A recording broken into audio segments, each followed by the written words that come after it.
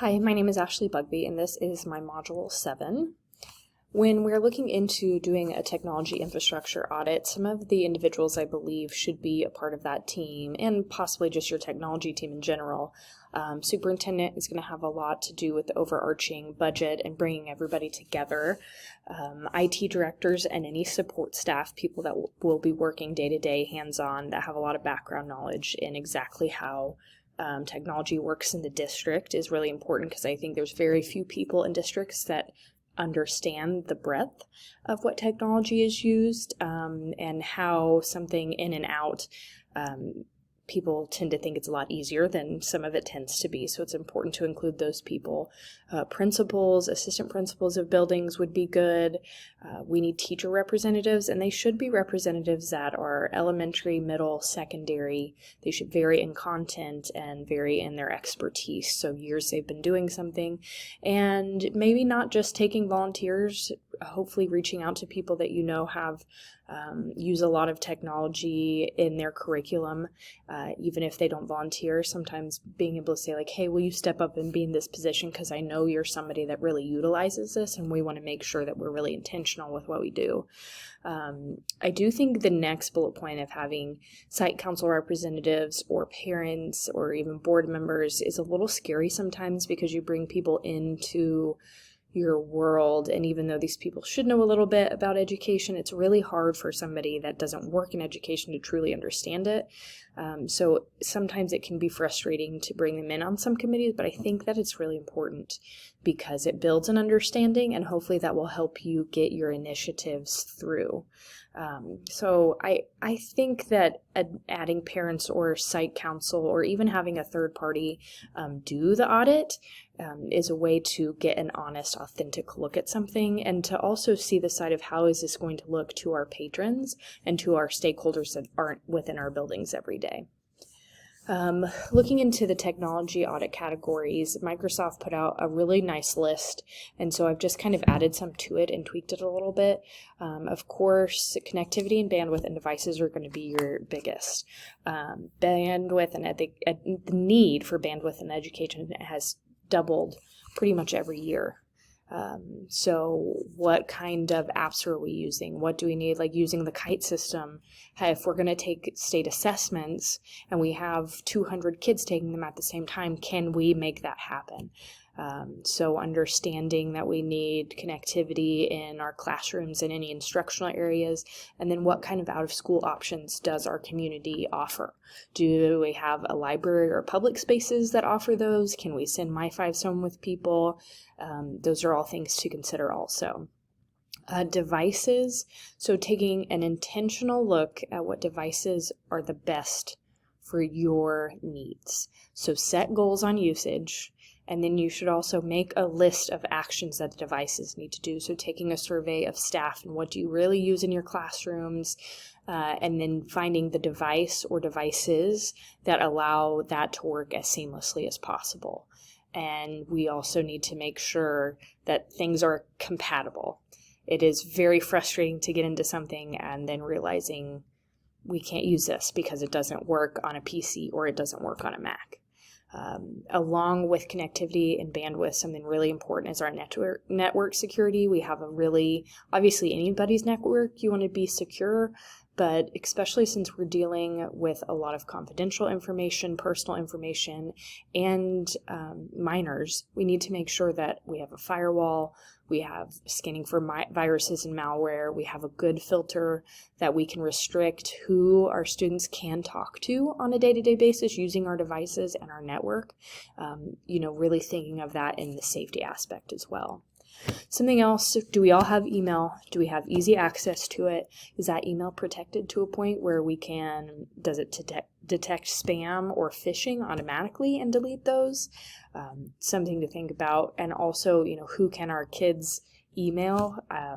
Like thinking of our school district, one time we realized the kids probably shouldn't be able to access the whole school listserv. That may be something that should be, reserved for teachers or admin, because we had some students send something out that probably shouldn't have been done to the entire district. having access to an online calendar. So not only being able to log onto our website and for our parents to be able to see, well, here's our activities calendar, but also for staff to be able to log on and maybe request transportation on a calendar, or to add something so that, everybody knows what's going on at the same time, because it can become very frustrating to, I don't know, if you're planning a student organization meeting and there's 3 other things on it, and an online calendar where you can gather all that stuff is really important. Confidential information, this is something that we have to think about with everything we do, whether it's our student information system. We have to think about the apps that we use, how they're going to use. Are they tracking what the people are doing? Are they the third party that's hosting that? Is that using the data for something else? So it's really important to delve into how is student data going to be used, and what kind of data might people be using as well. Usability. So do we have a single logon for stuff? It's really easy we have Clever here. Our students and our teachers can log on to Clever, and that means everything else should be, they just find it in their Clever and click on it and it should open. Can we control what students and teachers upload and download to their computers? Because some people are aware that just clicking on downloading from the internet, yeah, that's fine, no big deal. And then anything that they want to, they would download. So we know how out of hand that could get. We have to make sure that new users have access, and that you can also decommission maybe somebody that's left the district, or maybe students that have graduated. You need to have a process in place for that to happen as well. As far as district servers go, you want to be able to monitor them remotely at all hours of the day. You want to make sure that you have backups for your staff documents, confidential stuff, all of those. Passwords, when we're talking about passwords, we want them kind of like we all kind of know in the back of our head. We shouldn't have the same password for everything. We should change it every once in a while. Sometimes you're forced to change it now. If Google thinks there's been a breach in security, they'll have you change your password. You shouldn't have group passwords. So making sure that your password system meets that as well. Physical district security. So that comes... Now it's not just the fact that I can go and physically lock my doors. Does your building have key fobs? Does your building have a code to get in the door? Who knows about that code? Who can unlock and lock doors remotely, possibly? What cameras do you have? What can they see? What type can they be rewound? Who has cameras in their office? And then crisis alarms. I think that's one that's really easy to think, oh, just buzzing this crisis alarm will do it, but what kind of instructions do they give? Do the kids actually understand that this noise means fire, this noise means tornado? So that's kind of something to think about too. Employee technology usage. I think that we have to have training. That's something that we unfortunately don't take as much time to do. We just assume since you're an adult, you should know how to do this and take your own time to do it. But we have to invest in technology, instructional methodology, because if we don't, they're just devices. They're not learning tools. Teachers also need to sign a policy agreement, because obviously you don't want to have to monitor every single thing a teacher does on their device, but you also don't want this school's device to become more of a personal device also. You would hope that teachers have some pretty good self-control of what they will and will not be doing, but you also don't want them surfing and shopping all day long. So that's something that should be a part of the usage agreement too. Something else is device disposal. It's not on the Microsoft one. How do you get rid of your devices when you're done? So is there a cycle, which if you're having a cycle of purchasing to make sure you have updated, you've also got to have a cycle of what do I do with this after? We don't just chuck it in the garbage bin. Do we sell it on eBay? Do we have a deal worked out with a technology manufacturer that they take our waste? How do we make sure that all the data is wiped off of it? Something that we've actually run into here is that we will sell our decommissioned ones or the ones that we're not using anymore, but we have found out that you have to have the public who is buying it sign something that says, we will not work on this after it's out of our building.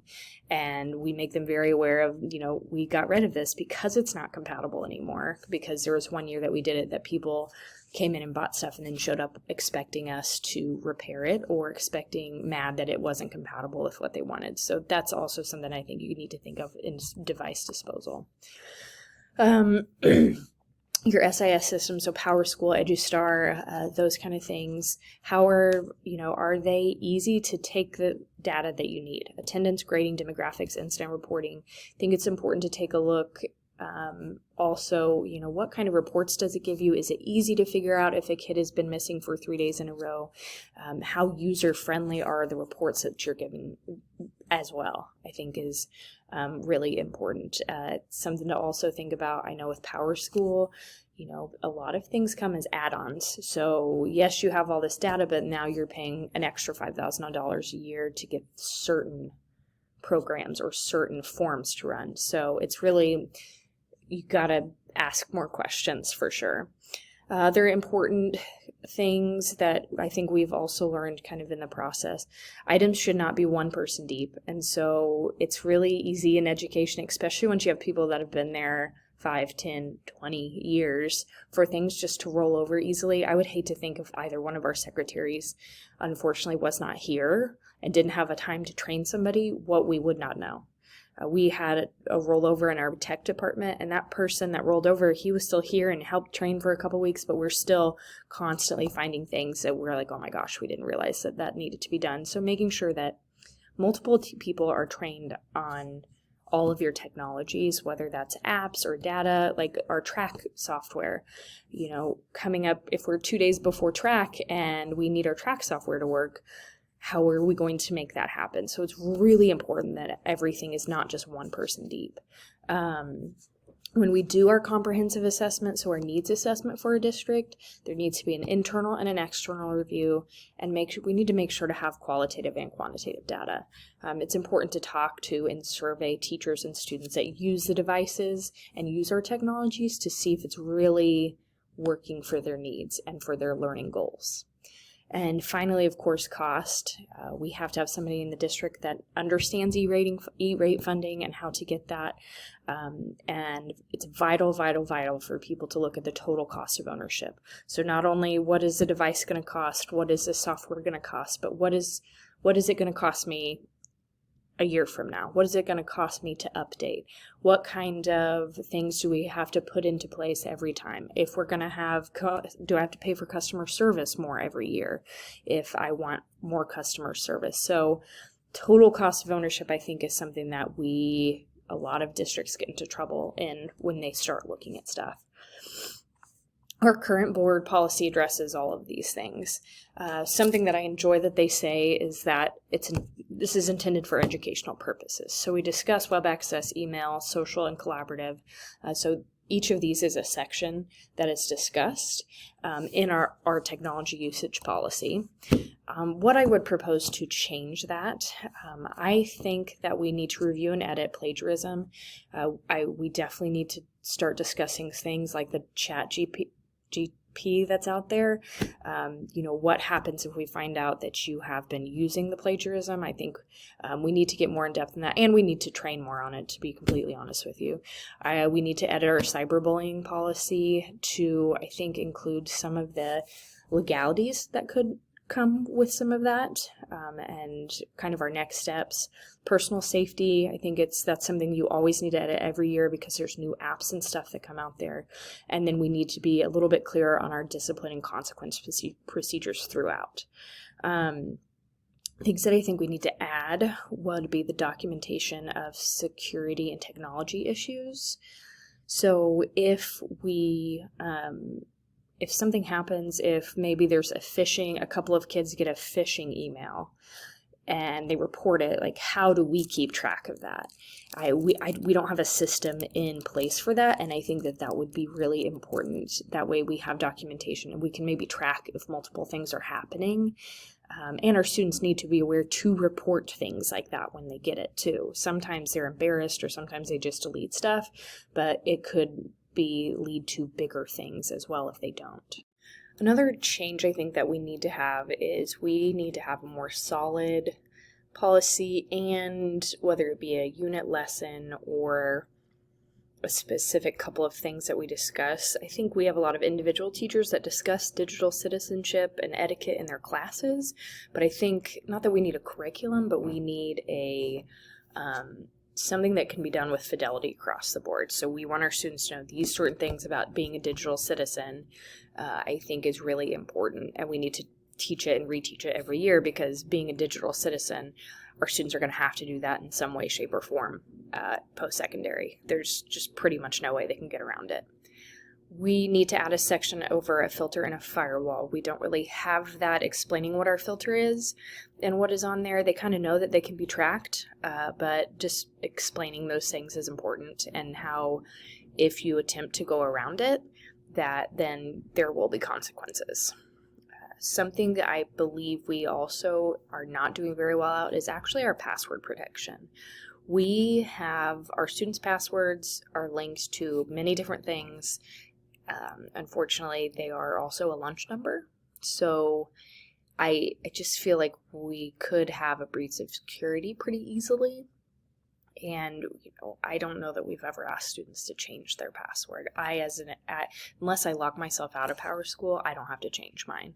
So I think that's something that at least once a year we need to change a password for our staff and our students. It just leaves us open for a lot of issues. And thinking about that, having cyber insurance, I'd never really heard about that, but I think that would be something interesting to look into to protect ourselves even further, and something I think we're all going to have to do at some point. So, and these are the references. I did all of the reference we had and then added a couple more too. So, thank you.